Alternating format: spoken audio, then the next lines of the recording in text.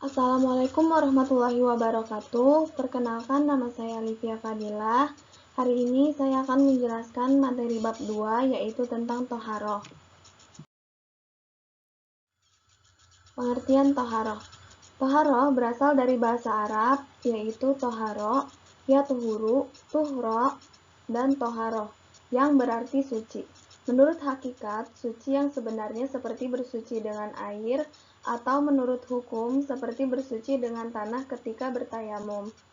Demikian juga, kesucian itu tidak hanya berarti suci dari haid, tetapi juga suci dari hadas dan najis, suci dari lahir dan suci dari batin.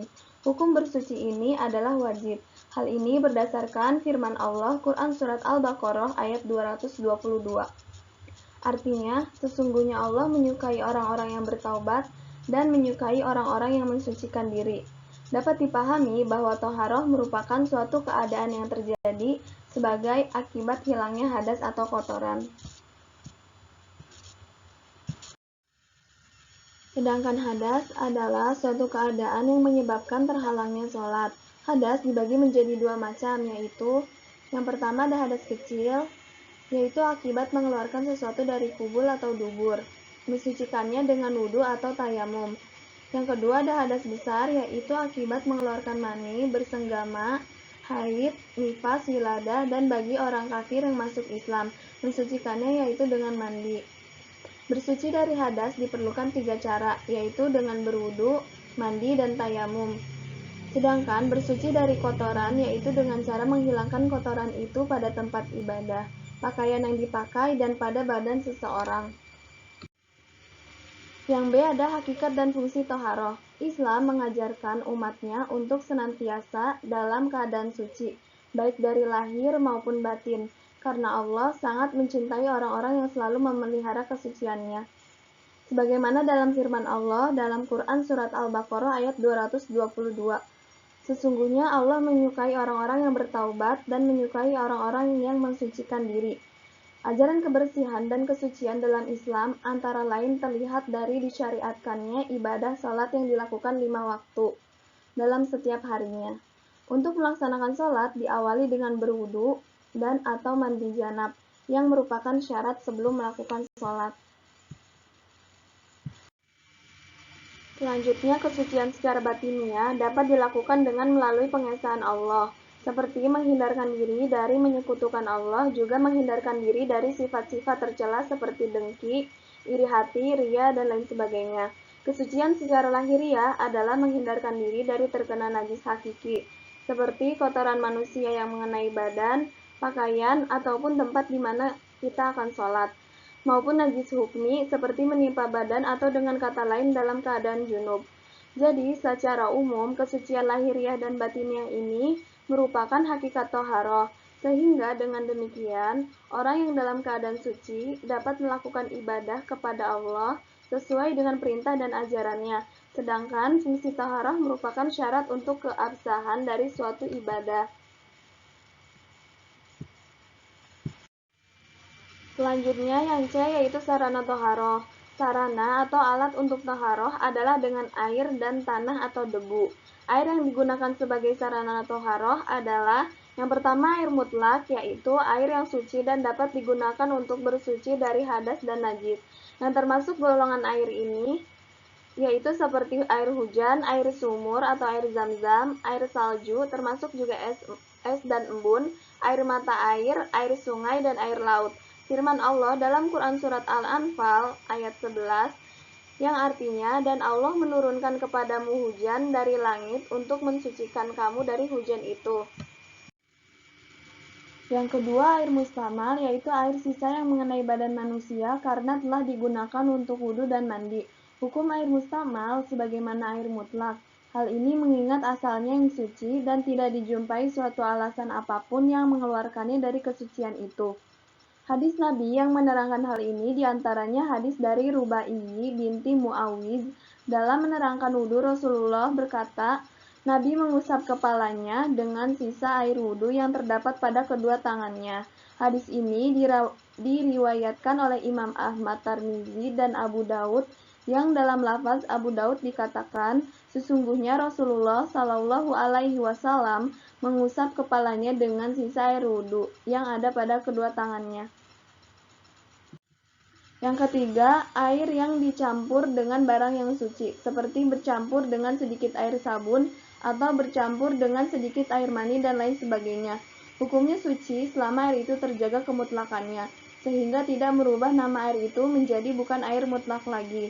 Tetapi kalau campurannya banyak, maka akan merubah namanya menjadi bukan air mutlak lagi.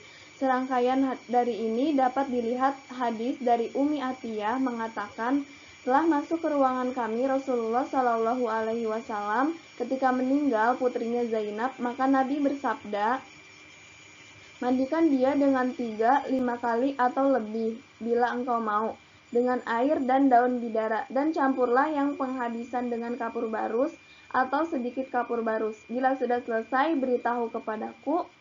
Setelah selesai, kami sampaikan kepada Nabi, berikanlah kain kepada kami. Dan Nabi berkata, balutkanlah kain itu kepadanya. Yang keempat, ada air yang bercampur najis, seperti air yang bercampur dengan air seni manusia atau air yang bercampur dengan bangkai.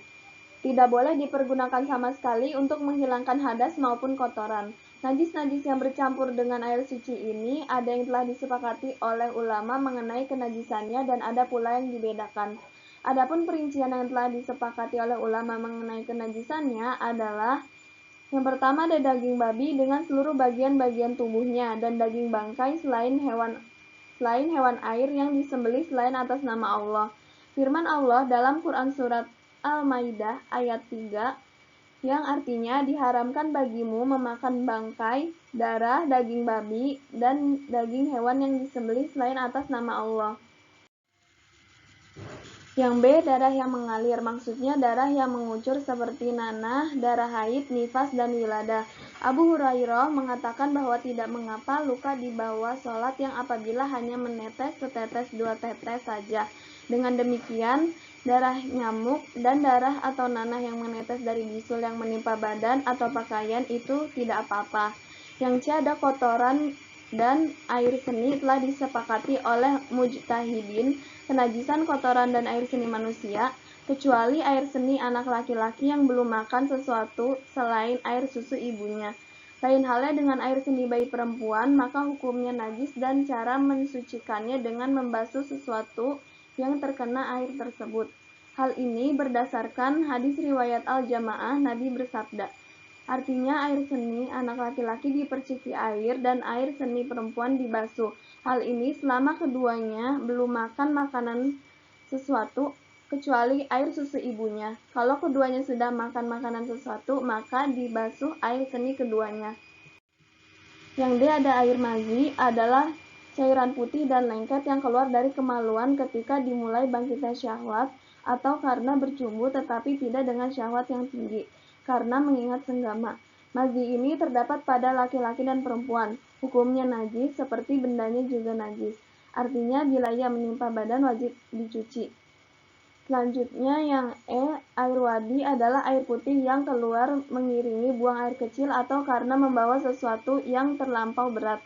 Dan air wadi ini dipandang sebagai najis karena ia keluar mengiringi air kencing atau air seni. Dalam hadis yang diriwayatkan oleh Ibnu Munzir dari Aisyah, diceritakan bahwa wadi adalah setelah kencing, maka hendaklah seseorang mencuci kemaluannya lalu berwudu dan tidak usah mandi. Selanjutnya F, khamar adalah jenis minuman keras yang memabukkan.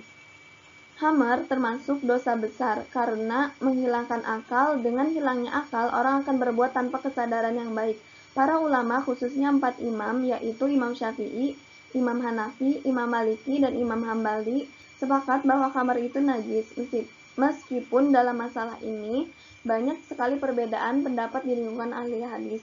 Hal ini berdasarkan firman Allah dalam Quran surat Al-Maidah ayat 90, artinya, hai orang-orang yang beriman, sesungguhnya minuman keras, berjudi, dan mengundi nasib dengan anak panah adalah perbuatan keji dan termasuk perbuatan setan. Maka jauhilah perbuatan-perbuatan itu agar kamu mendapat keberuntungan. Ada juga beberapa hadis yang menjelaskan tentang khamar. Yang pertama, hadis yang diriwayatkan oleh Bukhari dari Aisyah menyebutkan bahwa Rasulullah bersabda yang artinya, setiap yang memabukkan adalah khamar. Yang kedua, hadis yang diriwayatkan oleh Muslim dari Ibnu Umar menyebutkan bahwa Nabi bersabda yang artinya setiap yang memabukkan adalah khamar dan setiap khamar adalah haram. Yang G, air liur anjing termasuk najis mughaladzah. Tempat, pakaian, ataupun badan yang terkena jilatan anjing wajib dicuci sebanyak 7 kali. Salah satunya yaitu permulaannya dengan tanah. Terkait dengan anjing ini, ada pendapat ulama yang cukup terkenal, yaitu pendapat Imam Syafi'i dan Imam Ahmad. Keduanya sepakat bahwa bukan hanya air liurnya saja yang najis, tetapi seluruh tubuh anjing itu hukumnya najis berat, termasuk bulu, air yang keluar dari tubuh itu juga, baik air seni, kotoran, dan keringatnya. Bahkan hewan lain yang kawin dengan anjing pun ikut hukum yang sama pula. Dan untuk mensucikannya harus dengan mencuci 7 kali dan salah satunya dengan tanah. Secara garis besar, najis terbagi menjadi 3 kategori, yaitu najis mukhafafah, ialah najis ringan. Untuk cara membersihkannya, yaitu cukup dengan membersihkan air yang suci pada bagian yang terkena najis mukhafafah.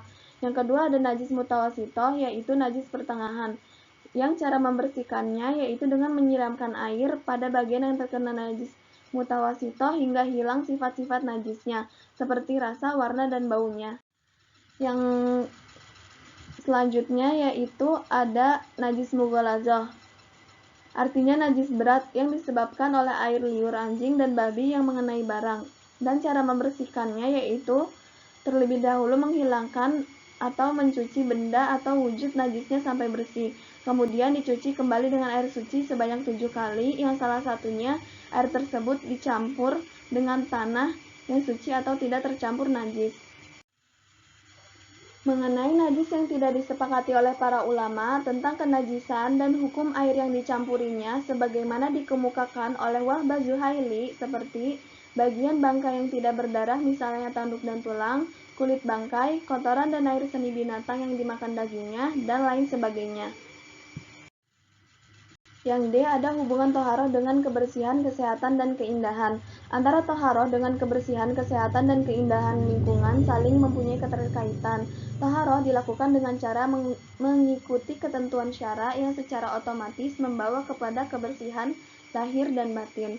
Orang yang bersih secara syara akan hidup dalam kondisi sehat, karena antara kebersihan dan kesehatan juga sangat erat hubungannya. Toharoh juga mempunyai keterkaitan terhadap keindahan lingkungan, yakni lingkungan fisik seperti alam yang ada di sekitar kita, lingkungan manusia seperti orang yang melakukan interaksi sosial di antara kita baik secara langsung maupun tidak, dan lingkungan keluarga yang sangat berperan mempengaruhi kehidupan terutama dalam usia anak-anak. Sekian dari saya, kurang lebihnya mohon maaf. Wassalamualaikum warahmatullahi wabarakatuh.